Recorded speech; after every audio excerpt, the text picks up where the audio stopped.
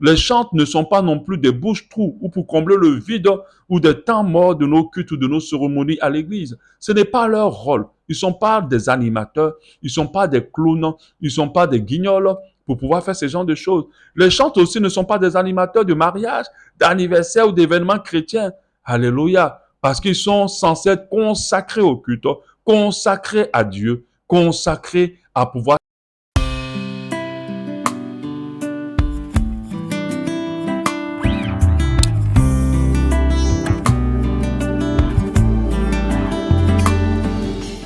Shalom, shalom à tous, que Dieu vous bénisse énormément.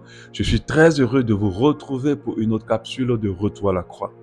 Retour à la croix, c'est un ensemble de capsules qui interpellent le peuple de Dieu et les hommes de Dieu par rapport à l'importance de la croix au centre de nos cultes, au centre de nos ministères et au centre de nos assemblées. Nous devons comprendre que sans le sacrifice à la croix, tout ce que nous faisons dans l'Église n'a pas son sens d'être. Et à la croix, il est attaché un message qui est la repentance et une promesse qui est le retour du Seigneur pour prendre son Église afin de pouvoir vivre dans la félicité de notre Dieu.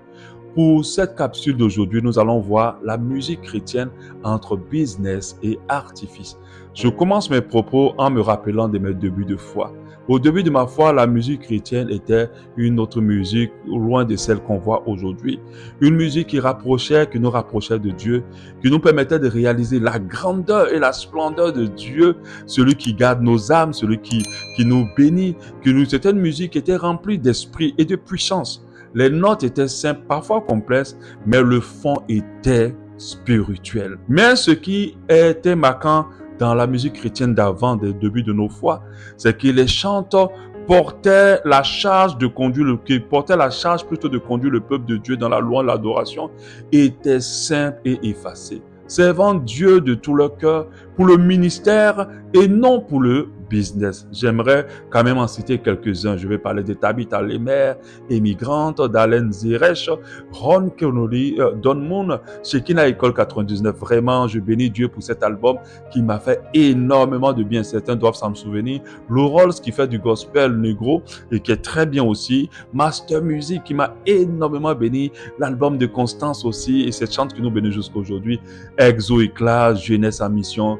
Pour ne citer que ceux-là, que Dieu les bénisse énormément, car ils ont contribué à mon édification et à ma marche chrétienne. Qu'est-ce qu'est devenue la musique chrétienne de nos jours? Pourquoi autant de dérives dans le milieu des lévites chantent? Quel est véritablement le rôle d'un chantre? Je crois s'il y a autant de dérives dans la musique chrétienne parmi les chantres et les artistes gospel, je précise, c'est parce que plusieurs d'entre eux ne sont pas enseignés sur le contenu d'un ministère de louange et surtout de son importance dans le culte du Seigneur. Beaucoup ne savent pas. Le ministère des chants, c'est le ministère, je dirais, le plus sensible au sein de l'Église, autant sensible que le ministère des hommes de Dieu. C'est un ministère sans lequel beaucoup de choses n'auraient pas eu lieu au sein de l'Église, parce que ce ministère a contribué énormément à la manifestation de la puissance de Dieu dans nos assemblées, dans nos programmes partout. C'est un ministère très important. Quand vous lisez la parole de Dieu, vous vous rendez compte que les chantres étaient en ligne de front pour les batailles. C'était eux que, par leur habileté et par leur don et l'exercice de leur ministère, préparaient l'atmosphère de la présence de Dieu. Par cette présence-là, le peuple de Dieu pouvait gagner des batailles, remporter des victoires, et les serviteurs de Dieu pouvaient invoquer Dieu. Alléluia. Les prophètes même avaient besoin de chantres pour pouvoir prophétiser de la part de Dieu. Ce fut le cas du prophète Élisée en 2 Rois 3,15. Maintenant, amenez-moi un joueur de harpe. Il a demandé qu'un joueur de harpe puisse jouer afin qu'il puisse prophétiser. Et comme le joueur de harpe jouait, la main de l'Éternel fut sur Élisée. Vous voyez l'importance du ministère de chant. Je ne veux pas nous donner un enseignement, ou je ne suis pas là pour nous donner un enseignement sur le ministère de chant, mais nous devons comprendre que ce n'est pas un ministère à prendre à la légère, car ce ministère permet au peuple de Dieu d'entrer dans l'adoration et de pouvoir louer Dieu. Les chants ont la capacité de faire descendre la gloire de Dieu par la louange et par l'adoration. 2 Chroniques 5, 13 à 14 nous le dit. Lorsque ceux qui sonnaient des trompettes et ceux qui chantaient unis d'un même accord furent entendre d'une seule voix la louange et des actions de grâce à l'Éternel, la gloire de l'Éternel remplit la maison de Dieu. Oui, les chantres ont cette capacité-là. Par contre, s'il y a une fonction que les chantres n'ont pas, c'est d'être des animateurs de nos cultes. On entend parfois dans nos cultes, après les passages de louanges, que l'orateur ou bien le dirigeant dit, les bonnes choses vont commencer, nous allons passer aux choses sérieuses. Comme si depuis que le chant est en train de chanter, le chant est en train de conduire le peuple de Dieu, on n'était pas en train déjà de rentrer dans une chose, dans des moments sérieux. D'autres même disent que nous allons maintenant, après que le chant est chanté, nous allons maintenant invoquer la présence de Dieu. Oui, sans comprendre que dès que le chant a commencé à louer Dieu, la présence de Dieu est déjà effective. Les chants ne sont pas non plus des bouches-trous ou pour combler le vide ou des temps morts de nos cultes ou de nos cérémonies à l'église. Ce n'est pas leur rôle. Ils ne sont pas des animateurs, ils ne sont pas des clowns, ils ne sont pas des guignols pour pouvoir faire ce genre de choses. Les chants aussi ne sont pas des animateurs de mariage, d'anniversaire ou d'événements chrétiens. Alléluia. Parce qu'ils sont censés être consacrés au culte, consacrés à Dieu, consacrés à pouvoir servir le peuple de Dieu et non pas être des distractions dans nos anniversaires et dans nos mariages. Ils ne sont surtout pas, pour terminer, des artistes gospel. J'insiste là-dessus, car il y a une vraie nuance entre un artiste gospel et un chantre. La nuance, nous allons la voir par la suite. Qu'un artiste gospel ne se dise pas qu'il est chantre, car le but des deux fonctions sont différents. Je me permets, avec l'aide du Saint-Esprit, de faire un versus, c'est-à-dire une comparaison rapide entre ces deux fonctions, c'est-à-dire entre un artiste gospel et un chantre. Parlons du chantre. Un chantre est là dans son ministère pour conduire le peuple de Dieu dans la présence de Dieu. C'est là son rôle. Par contre, un artiste gospel est activé pour une carrière professionnelle et pour du business. Un chantre fait son ministère pour Dieu, pour l'avancement de son royaume ici-bas, l'édification du corps du Christ et le salut des âmes. Par contre, un artiste gospel fait tout ce qu'il a fait pour son ventre, pour l'argent, pour les cachets, pour les followers. Oui, quand on parle d'argent, les chants sont offusqués parce que je comprends que dans certaines églises, un chant peut se retrouver négligé, exploité, utilisé même parfois. On l'invite, on fait des entrées payantes, on fait rentrer beaucoup d'argent au travers de son ministère et à lui, on ne lui donne rien, on le méprise pendant qu'il a énormément de difficultés. Et j'ai vu 2 chantres qui étaient sur Internet récemment qui prouvaient que les chantres doivent avoir de l'argent en donnant le passage de Néhémie 11, 23. Car il y avait un ordre du roi concernant les chantres et un salaire fixe qui leur était accordé chaque jour, pour chaque jour. Donc le roi avait ordonné qu'un salaire fixe soit donné aux chantres chaque jour. Quand on lit ce passage, nous devons comprendre que, que ce ne sont pas les chantres qui exigeaient ce salaire-là, c'est le roi qui leur avait ordonné, c'est le roi qui avait pensé à eux afin qu'ils puissent avoir ce salaire. Et en 2, le roi fait le fait car ces chantres étaient certainement dans le besoin, consacrés à Dieu, n'avaient pas de moyens pour survivre ou vivre. Mais regardez nos chantres d'aujourd'hui, surtout la plupart, ils sont extrêmement riches, ils ont des conditions de vie luxueuses, ils sont vraiment dans des états d'abondance extrême. Et nous devons comprendre que l'argent que nous donnons à des personnes qui le possèdent déjà, c'est de l'argent perdu. Nous sommes bénis et amassons des trésors dans le ciel lorsque nous donnons de l'argent à ceux qui sont dans le besoin. Oui, c'est important de prendre soin de nos chantres financièrement ou autrement lorsque nous savons qu'ils sont dans le besoin et qu'ils ont besoin d'être soutenus et surtout s'ils sont consacrés entièrement. Je le fais chez moi dans mon assemblée récemment. J'ai même demandé à ma trésorière d'augmenter la prime des chantres parce que ce sont des chantres qui sont dans le besoin, qui cherchent à travailler mais qui n'ont pas encore de boulot et pour l'instant qui sont consacrés à l'œuvre de Dieu. Alléluia. Vous savez une chose que vous devez comprendre. Soit les hommes vous payent tout ce que vous voulez sur cette terre et par votre ministère, soit laissez Dieu qui a dit l'ouvrier mérite son salaire, qui est votre vrai employeur, vous payez le salaire, dans un bon salaire déjà sur cette terre et dans l'éternité. Votre salaire chante, vous ne devez pas le réclamer aux hommes, mais à Dieu. Pas aux hommes, mais à Dieu. Alléluia. Parce que votre véritable employeur, ce n'est ni un homme, ce n'est ni un pasteur, c'est l'Éternel des armées que vous servez. On va continuer avec notre versus. Le chanteur provoque la transformation des âmes par le Saint-Esprit. C'est là son ministère. Par contre, l'artiste gospel suscite des réactions de transmission par l'émotion. Il va utiliser les émotions. Des fois, vous voyez les gens pleurer, les gens crier, les gens tomber. Et oui, Michael Jackson a eu cet effet-là sur beaucoup de personnes. D'autres s'évanouillaient, mais il n'avait aucun pouvoir par ce qu'il faisait de transformer une vie. Les chanteurs existent pour que Dieu soit glorifié. Leur ministère a pour objectif afin que la gloire revienne à Dieu. Par contre, l'artiste gospel fait tout pour sa propre gloire et pour sa notoriété. Les chanteurs, le véritable chanteur est effacé, humble, sobre, pudique et simple. Par contre, l'artiste gospel veut être remarqué, aime la vie de star et de starisme, est parfois orgueilleux, trop artificiel. Oui, regardez nos chantres.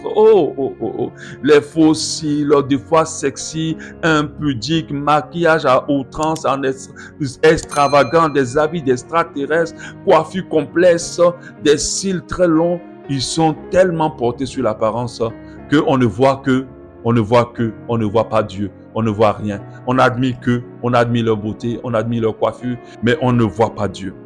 Le véritable chanteur est sanctifié, consacré et intègre. Par contre, les artistes gospel de nos jours sont en majorité impudiques, adultériens, alcooliques, débauchés, des niches à scandale pour la plupart. Tout le temps, c'est les scandales qui sont associés à leur vie. Le véritable chanteur est attaché à une église locale et soumis à une autorité. Et nos artistes gospel, qu'est-ce qu'ils sont? Volage d'église en église, sans couverture spirituelle, indisciplinés parfois, parce que personne n'a rien à leur dire. Ils font leur ministère comme ils le sentent, comme ils le veulent. Ils n'ont pas de couverture spirituelle. Continuons sur le versus entre le chant et les artistes gospel. Le véritable chant chante la Bible, chante la consécration, a des mélodies simples et sobres, des mélodies spirituelles, je pourrais dire, et des mélodies, des chants qui peuvent susciter pour certains d'entre eux de la repentance. Mais qu'est-ce qu'on a avec les artistes gospel? Ils chantent toujours des chansons qui sont des musiques qui sont à se confondre avec celles du monde. Des paroles centrées sur la main de Dieu, la main agissante de Dieu, oui.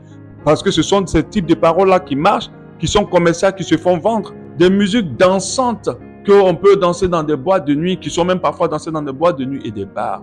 Pas des personnes, des musiques qui amènent à la consécration. Parlons des clips.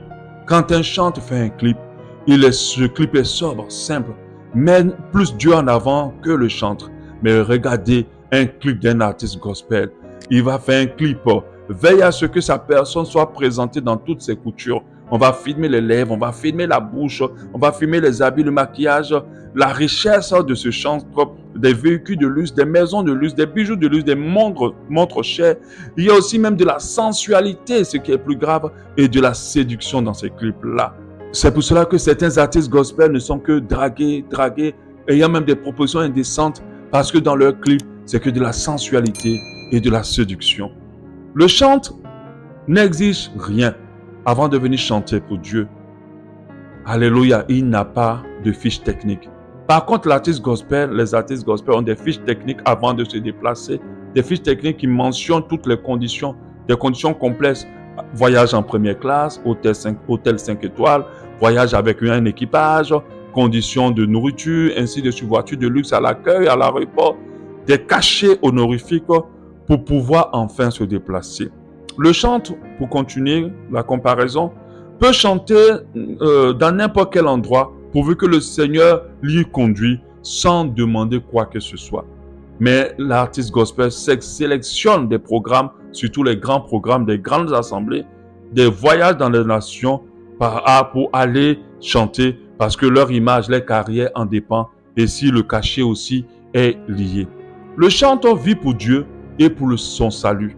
L'artiste gospel vit pour la musique et par la musique afin de gagner les choses du monde. Pourtant, la parole de Dieu dit en Marc 8, 36, que sert-il à un homme de gagner le monde s'il perd son âme? Le chanteur voit le nom de Jésus comme un nom sacré et important. Il considère Jésus comme son Seigneur, son Sauveur et traite son nom avec respect, honneur et il chante des chants qui puissent le mériter. Par contre, l'artiste gospel utilise le nom de Jésus comme un jeu, le prononçant avec des involtures et faisant de ce nom-là un fonds de commerce. Le nom de Dieu est utilisé dans les chants comme si on parlait d'une vulgaire personne, d'un vulgaire Dieu. Même les gens du monde respectent mieux leur Dieu que la manière dont nous utilisons le nom de Dieu dans nos chansons comme si c'était quelqu'un de banal et de simple. Le chantre véritable fuit les honneurs, la gloire, la grande exposition. Il est discret et effacé. Par contre, l'artiste gospel aime les honneurs, la gloire, aime être vu et élevé. Pourtant, la parole de Dieu nous dit en Romains 12, 6, n'aspirez pas à ce qui est élevé, mais laissez-vous attirer par ce qui est humble. C'est la parole de Dieu qui dit. Pour le chantre, Dieu l'utilise pour le cantique nouveau, des nouveaux cantiques, comme il est dit en Psaume 33, 3. Chantez à lui un cantique nouveau, jouez habilement de vos instruments et poussez des cris de joie. Par contre, l'artiste gospel semble tourner dans les mêmes paroles. Vous voyez ces chants, c'est les mêmes paroles qui sont toujours chantées pratiquement. Il n'y a pas de changement. Il aime les reprises aussi. Et surtout, certains d'entre eux n'écrivent rien. Ils n'écrivent rien du tout. Et chantent que des chants qui sont écrits par d'autres personnes. Pourtant, ils se font appeler chantres. Le chantre compte sur sa vie de prière, de méditation, de consécration pour agrandir son ministère et l'impact de son ministère. Les artistes gospel sont prêts à faire des pactes, des collaborations malsaines ou stratégiques de mauvais impacts afin de pouvoir faire grandir leur ministère. Vous allez voir, ils vont faire un duo avec elle. Pendant qu'ils savent que la vie de cette personne n'est pas consacrée, ils vont aller se faire une collaboration avec telle assemblée. Pendant que cet homme de Dieu est un homme de Dieu à multi-scandales. Mais eux, ce n'est pas ce qui les intéresse. Ce qui les intéresse, c'est que leur nom devienne grand.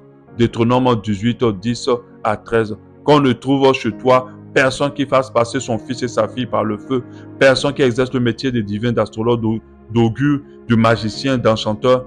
Personne qui consulte ceux qui invoquent les esprits ou qui disent des bonnes aventures. Personne qui interroge des morts. Oui, des artistes gospel ont fait des pactes, ont fait des rituels pour pouvoir avoir des ministères grands. Et combien il y en a dans ce monde, beaucoup qui tournent dans nos églises, beaucoup qui tournent dans nos assemblées, beaucoup qu'on écoute sur Internet. Faites attention. Le chantre, quand vous regardez la pochette de son CD, vous voyez une pochette sobre, parfois même sans sa propre image. Mais l'artiste gospel va forcément exiger d'être en grand sur sa pochette, avec beaucoup de bling, avec beaucoup de manières, parfois avec de la sensualité et de la séduction et énormément d'artifices. Pour terminer le versus, le ministère du chantre crée des amoureux de Jésus-Christ de Nazareth, crée des passionnés de Jésus-Christ. Par contre, le ministère de l'artiste gospel crée des fans, des groupies pour sa propre personne. Faisons attention. Je peux en citer encore beaucoup, car c'est un ministère que j'ai énormément observé et je suis moi-même utilisé dans le ministère de la louange et je sais de quoi je parle. J'aimerais parler pour terminer à un chantre et à un artiste gospel. À un chantre et à un artiste gospel.